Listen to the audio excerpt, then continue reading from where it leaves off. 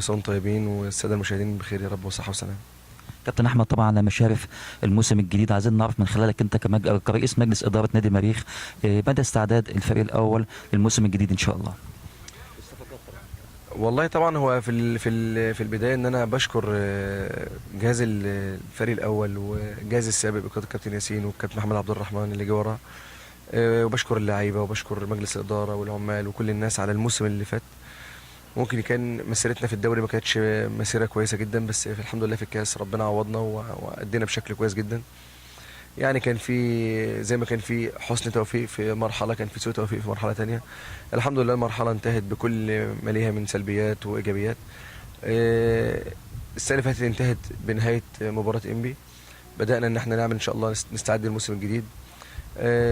عملنا صفقات كويسه ان شاء الله، يعني هنتابعهم برضو عن قرب من الملعب. جبنا دعمنا صفوفنا في المراكز اللي احنا محتاجين ندعم فيها الصفوف. اكيد برضه هيبقى في لسه لعيبه تانية ان شاء الله جايه.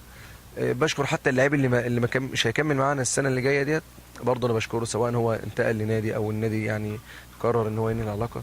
بشكر كل اللي اتعامل معانا، وان شاء الله السنه الجايه بوعد الناس، بوعد الجمهور والناس وكل المتابعين لنادي المريخ ان السنه الجايه ان شاء الله تكون يا رب افضل رغم صعوبتها. يعني هو طبعا الحمد لله رب العالمين، يعني برضه زي ما قلت لك انا برضه عايز انسى الموسم اللي فات، لان عشان انجح لازم انسى اللي فات كله وابدا باخد بس الايجابيات وبعرف السلبيات عشان اتلافاها. ممكن مثلا ان لما جينا السنه دي نستعد بنشوف إيه النواقص اللي عندنا، إيه اللي انا ممكن ابدا بيه السنه الجايه. اللي حضرتك بتتكلم عن المجموعات لما انضمت على بعض، احنا النهارده بقينا مجموعه القناه والقاهره، مجموعه في منتهى الصعوبه، مجموعه صعبه جدا، محتاجه دعم، محتاجه يعني وقفه من كل المسؤولين في ظهر نادي المريخ، محتاجه ان سياده المحافظ يكون متواجد معانا. وطبعا انا بشكره عن المجهود اللي عمله الفتره اللي فاتت، وبشكر برضه سياده النائب احمد فرغالي اللي كان واقف معانا. يعني والله انا عايز اقول لحضرتك حاجه، يعني انت بتسال على احمد ولا على سياده المحافظ؟ سياده المحافظ طبعا كان جينا قبل ماتشات الكاس، كان ادى المريخ دعم فتره من الفترات، كنا فعلا في امس الحاجه للدعم. بشكره جدا لان برضه قيمه الشيء بتعرفه في وقتها، في معنى ممكن لو كان هو اخر الدعم اكتر من كده ما كناش حسينا بقيمته، بس هو الراجل في الوقت المناسب واقف جنبنا. انا بشكره. كان برضو اللي ساهم ان احنا ناخد الدعم دوت كان سياده النائب احمد فرغالي برضو، اللي كان متواجد معانا وما سابناش لحظه بلحظه ومش سايب نادي المريخ. فانا طبعا حابب ان انا الفت نظرهم ان الموسم الجاي ده في منتهى الصعوبه، موسم صعب جدا يعني جدا. انت النهارده على مشارف مجموعه في منتهى الصعوبه. برضو في ضبابيه شويه من اتحاد الكوره، المسابقه مش عارفين، في ناس تقول لا ده من الاول للسادس هيبقى، ومن السابع مش عارف للعاشر هينزل درجه، يعني لسه الرؤيه مش واضحه. فانت المعنى ان انت لازم تستعد جدا. طبعا احنا بنحاول نلعب على الصعود للدوري الممتاز، مالناش دعوه باللي هيبقى من عدمه، بس انت برضو مساله الصعود للدوري الممتاز ده محتاجه امكانيات غير طبيعيه. يعني انا حابب ويا رب يكون ده عنوان اللقاء، ان الناس تفهم ان المنافسه اللي المريخ بينافس جواها اكبر بكتير جدا من امكانياته. يعني لو احنا بنحسبها حسبه امكانيات، لا احنا ابعد عن المنافسه بكتير جدا. ولكن مجلس الاداره سيبنا انا اقل واحد فيهم، مجلس الاداره كل اعضاء مجلس الاداره كلهم اخواتي وحبايبي بيبذلوا مجهود فوق الطبيعي. الجهاز الفني حتى في قطاع الناشئين بنبدا نعمل حاجات اكبر من امكانياتنا. ليه؟ لان في الاخر راجع لان الناس كلها في المريخ عايزين يشتغلوا، ما حدش بيحسبها حسابات الماده او حسابات المنصب. كل واحد جوه نادي المريخ بيخدم من موقعه، ما عندناش حد رئيس على حد، كلنا اخوات، كلنا اهل في بعض. نادي المريخ نادي اسري، نادي عائلي، نادي كلنا اخو. يعني انا اعضاء مجلس الاداره كلهم اخواتي كلهم. فانا برضه بهمس في ودن سياده المحافظ والساده المسؤولين ان المريخ في مرحله صعبه جدا الفتره اللي جايه، مش على المريخ بس، على كل الانديه. فرغم الصعوبات دي كلها انا بطمن الناس، المريخ اللي بيشتغل في اقل الامكانيات لا ان شاء الله هيبذل قصارى جهده، وبوعدهم باذن الله ان احنا نكون في المنافسه بشكل مباشر وبشكل قريب جدا باذن الله. طيب خليني اكلمك على قناعه شخصيه برضه لاحمد جوهر كشخص. يعني حته ابرز الصفقات، انا مش بعتبر حاجه اسمها ابرز الصفقات، انا بعتبر ان اللعيبه في مصر كلهم شبه بعض. اللاعب بيختلف من لاعب لاخر حسب الرغبه اللي جواه، حسب رغبته هو. فانا عندي كل اللعيبه اللي جبناهم ابرز الصفقات، يعني ما عنديش لاعب مميز جدا جبته ولاعب اقل شويه، لا لا لا لا, لا. الكل اللي داخل نادي المريخ لعيبه كبار، لعيبه كويسين، ما يقولوش على لعيبه الدوري الممتاز باي حال من الاحوال. مستني منهم كتير جدا. ما بحبش اقول اسماء، لان في الاخر بيبقى في النص عدم تفاهم من لاعب مع مجلس الاداره.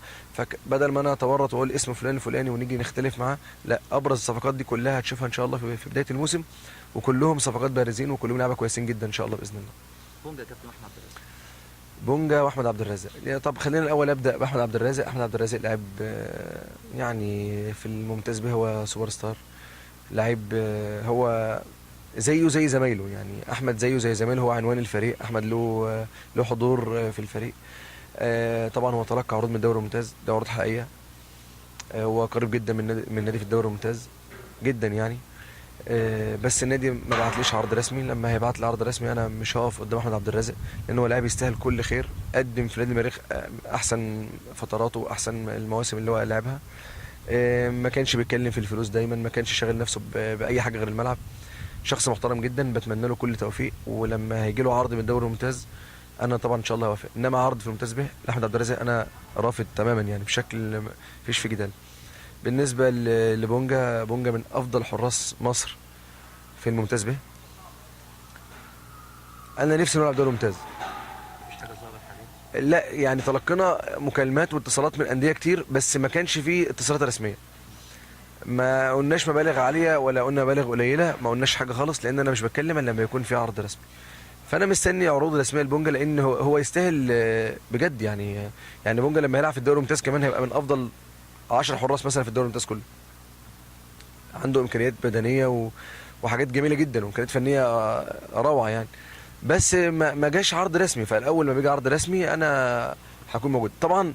لو انت حابب تسمع اسماء انديه، لا، في انديه كبيره جدا جدا كلمونا، عملوا اتصالات مباشره، بس كنت بقول لهم قدم العرض الرسمي عشان اقدر اقول اسم النادي. انما لا، في نادي واثنين وثلاثه من الدوري الممتاز متكلمين على بونجا، ويعني قالوا شويه مبالغ وحاجات زي كده. بس يمكن تعشر حتى. ما انا مش ممانع ان بونجا يستاهل كل خير. بونجا برضو ولد مؤدب على فكره. برضو احمد وبونجا وكل لاعب نادي المريخ بيمتازوا عن غيرهم في السلوكيات والاخلاق والادب. يعني بصراحه انا بتمنى لهم والله كل خير. فلا، مبادئ المريخ. طبعا دي مبادئنا احنا. ما عندناش لاعب بيعمل مشكله، ما عندناش مثلا لاعب بيتعالى على زميله او على المكان اللي هو موجود فيه. كله عارف دوره وكله بيأدي، وكله عارف ان احنا كلنا شبه بعض. لان دي القناعه اللي جوايا، ان اللعيبه في مصر كلهم شبه بعض، باستثناء 7 8 ماكسيموم 10 في الدوري الممتاز. هم دول المختلفين عن بقيه اللعيبه المصريه، انما كلنا شبه بعض. والكابتن حسام حسن طبعا ضرب المثل بالتجربه الجميله مع النادي المصري. وكان ممكن بعض الناس قالت ان المصري ما عملش صفقات بارزه بالمعنى اللي حضرتك قلت عليه، انما اثبت ان اللعيبه اللي جابها النصر كلهم لاعبين بارزين ولاعيبه كويسه جدا، وبيقدموا افضل عروض. والله طبعا احنا الاكاديميه بدات السنه اللي فاتت. كان في مجهود كبير من مجلس الاداره لانشاء اكاديميه السنه اللي فاتت. برضو لما انتهت الاكاديميه كان فيها سلبيات وفيها ايجابيات. سكتنا خالص واشتغلنا على الايجابيات اللي موجوده، حاولنا نكبرها ونتلافى السلبيات.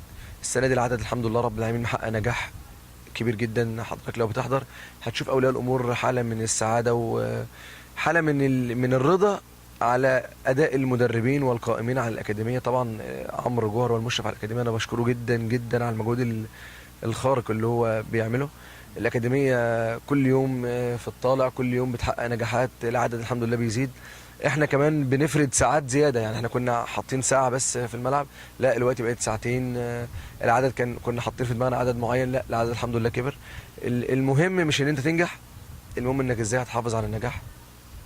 انا بشكر عمرو وبشكر الرجاله الموجودين. حابب ان اذكر اسماء المدربين طبعا. الكابتن يعني خلينا ناخدهم حسب السن عشان مبقاش فيها حد قبل حد. كابتن مراد مبروك طبعا، والكابتن سيد ابو الحمد، والكابتن محمد عطيه، والكابتن نهاد، والكابتن وائل حامد، والكابتن احمد عبد الله. حابب برضه اشكر حتى الموظفين اللي في النادي. سياده عامل اشرف صبري المدير التنفيذي والبنات اللي موجودين القائمين على الاكاديميه، انا بشكرهم جدا. كمان انتظروا ان الاكاديميه فيه مفاجات كويسه جدا في انتظار ولادنا الصغيرين، وان شاء الله كل يوم في الاكاديميه في الافضل وفي الاحسن باذن الله ان شاء الله. اخر اخبار يا كابتن المشاريع الجديده النادي المريخ. خليني اقول لك بس اول مشروع قبل المشاريع ديت، ان من ضمن المشاريع اللي بنعملها ان الولاد المميزين في الاكاديميه هيلتحقوا طبعا لصفوف النادي، وده طفره جوه نادي المريخ. ان عملنا معدل عمري صغير جدا. فده يعني بمثابه انتعاشه في تربيه النشء وتربيه الولاد الصغيرين. خليني اقول لك ان احنا برضو عملنا اكاديميه للكاراتيه، عملنا نجاح كويس جدا، فيها اكتر من 120 ناشئ وناشئه. وعندنا باسكت بول فريق للبنات تحت 15 سنه، وعندنا طبعا بعض الالعاب التانية. فمن هنا ابدا اقول لك ان احنا بنحاول نعمل مشروع رياضي كويس جدا في الارض المملوكه لنادي المريخ.